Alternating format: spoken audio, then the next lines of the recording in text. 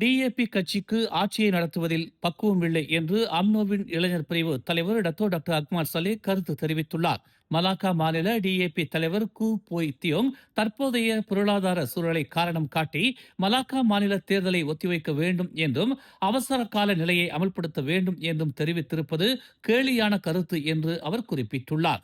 அவருடைய இந்த கருத்து டிஏபிக்கு ஆட்சி செய்யும் தகுதி இல்லை என்பதை வெளிச்சம் போட்டு காட்டுவதாக அவர் கடுமையாக சாடினார். நாட்டின் தற்போதைய பொருளாதார சூழலை விடவும் மோசமான பொருளாதார வீழ்ச்சிகளையும் பரிசான் அரசு சமாளித்தது. அப்போது அவசர கால நிலையை பரிசான் அறிவிக்கவில்லை. ஆனால் கோவிட் காலத்தின் போது அறிவிக்கப்பட்ட அவசர கால நிலையால் நாட்டின் பொருளாதாரம் வீழ்ந்தாலும் மீண்டும் பரிசான் ஆட்சியில் பொருளாதாரத்தை மீட்டெடுத்ததை டாக்டர் அக்மால் சலே சுட்டிக்காட்டினார். நாட்டை சிறப்பாக ஆட்சி செய்தால் எந்த நேரத்தில் தேர்தல் வந்தாலும் நாம் தைரியமாக எதிர்கொள்ளலாம் என்று டாக்டர் அக்மால் சலே டிஏபிக்கு வலியுறுத்தினார். மலேசியாவின் திறனாளர் மேம்பாட்டு திட்டங்களை அடுத்த கட்டத்திற்கு கொண்டு செல்லும் ஒரு முக்கிய நடவடிக்கையாக மலேசிய திறனாளர் கழகமான டேலண்ட் காப்பின் புதிய தலைமைச் செயல்முறை அதிகாரியாக பிருந்தா மூர்த்தி நியமிக்கப்பட்டுள்ளார். மனிதவள அமைச்சர் ஸ்ரீ ரமணன் ராமகிருஷ்ணன் இதற்கான நியமன கடிதத்தை நேற்று அவரிடம் நேரில் வழங்கினார்.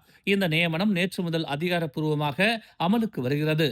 இந்த நியமனம் குறித்து பேசிய ஸ்ரீ ரமணன், இன்றைய நவீன தொழில்துறை தேவைகளுக்கு ஏற்ப நம் நாட்டு மக்களின் திறன்களை மேம்படுத்துவதற்கு இது ஒரு சரியான முடிவு என்று குறிப்பிட்டார்.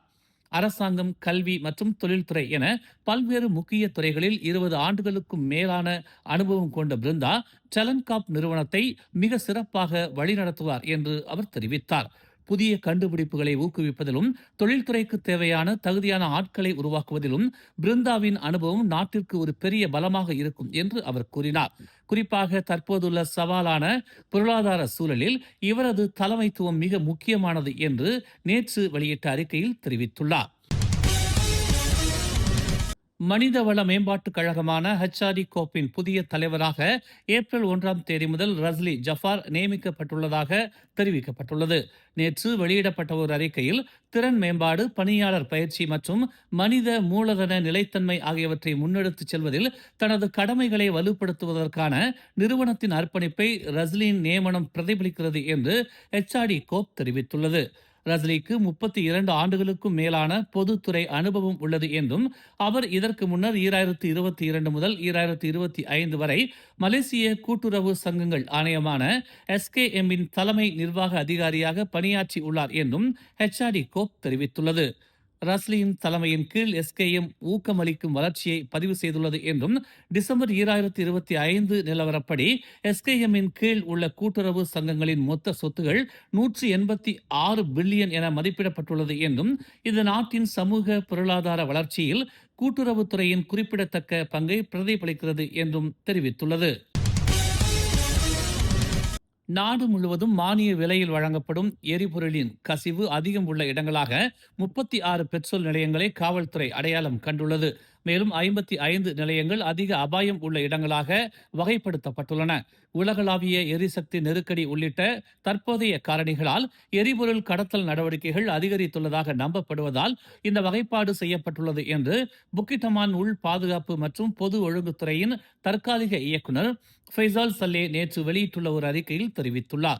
பெர்லிஸ், கெடா, கிளந்தான், பேரா, சபா மற்றும் சரவா ஆகிய பகுதிகளில் அடையாளம் காணப்பட்ட பெட்ரோல் நிலையங்களுக்கு நேற்று காலை 6 மணி முதல் பொது நடவடிக்கை படையான GOF வீரர்கள் மற்றும் மாநில காவல்படை பிரிவினர் பணியில் ஈடுபடுத்தப்பட்டுள்ளனர் என்று அவர் கூறினார்.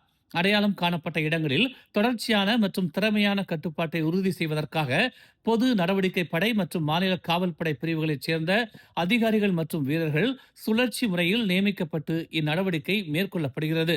காலை 6:30 மணி முதல் இரவு 11:30 மணி வரை செயல்படும் பெட்ரோல் நிலையங்களில் இந்நடவடிக்கை முக்கியமாக மேற்கொள்ளப்படுகிறது. 24 மணி நேரமும் செயல்படும் நிலையங்கள் தொடர் கண்காணிப்புக்கு உட்படுத்தப்படும் என்று அவர் கூறினார். எரிபொருள் கசிவு அபாயங்கள் அதிகரித்து வரும் நிலையில் கண்காணிப்பு மற்றும் அமலாக்கத்தை வலுப்படுத்துவதற்காக தேர்ந்தெடுக்கப்பட்ட பெட்ரோல் நிலையங்களில் காவல்துறையினரை நிறுத்துவதற்கான அமைச்சரவையின் முடிவை தொடர்ந்து இந்த நடவடிக்கை எடுக்கப்பட்டுள்ளது. ஹார்முஸ் ஜலசந்தியை சுற்றியுள்ள பதற்றம் அதிகரிப்பதும் பரந்த மத்திய கிழக்கு மோதல்களும் உலகளாவிய எண்ணெய் விலையை ஒரு பேரலுக்கு $100 மேல் உயர்த்தியுள்ளன. இது உலகெங்கிலும் எரிபொருள் விலை உயர்வுக்கு வழிவகுத்துள்ளது. மலேசியா மானிய விலையில் வழங்கப்படும் ரோன் 95 பெட்ரோலை ஒரு லிட்டருக்கு 1 ரிங்கிட் 99 சென்ட் என்ற விலையில் தொடர்ந்து பராமரித்து வருகிறது.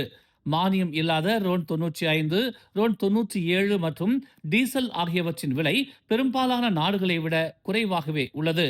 இந்த விலை வேறுபாடு மலேசியாவின் எல்லைகளுக்கு அப்பால், குறிப்பாக தரை வழியாக தாய்லாந்திற்கும் கடல் வழியாக அண்டை நாடுகளுக்கும் கடத்தல் சம்பவங்களுக்கு வழிவகுத்துள்ளது. மத்திய கிழக்கில் நிலவும் பதற்றங்களுக்கு மத்தியில் ஹார்முஸ் ஜலசந்தியில் தாமதமான மலேசியாவுடன் தொடர்புடைய 2 கப்பல்கள் ஏப்ரல் 17 முதல் கட்டம் கட்டமாக வந்து சேரும் என்று எதிர்பார்க்கப்படுகிறது. ஹார்முஸ் ஜலசந்தியில் 5 கப்பல்கள் இன்னும் இருப்பதாக தகவல் தொடர்புத்துறை அமைச்சர் டாக்டர் ஃபாமி ஃபாஜில் தெரிவித்துள்ளார். 2 கப்பல்கள் பயணத்தில் உள்ளன. ஒன்று ஏப்ரல் 17ஆம் தேதி வந்து சேரும் என்று எதிர்பார்க்கப்படுகிறது. மற்றொன்று அடுத்த வாரம் வரக்கூடும் என்று அவர் கூறினார்.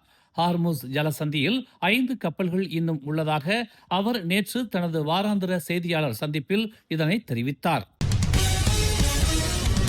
மேலும் செய்திகளை தெரிந்து கொள்ள தமிழ் மலர் இணையதளம், தமிழ் மலர் செயலி மற்றும் மலர் டிவி யூடியூப் சேனலை வலம் வாருங்கள். எங்களோடு இணைந்திருக்க மலர் டிவியை பதிவு செய்து கொள்ளுங்கள். உறவுகள் மகிழ்ந்திட விருப்பம் மற்றும் பகிர்வு சேவையை சொடுக்கிடுங்கள்.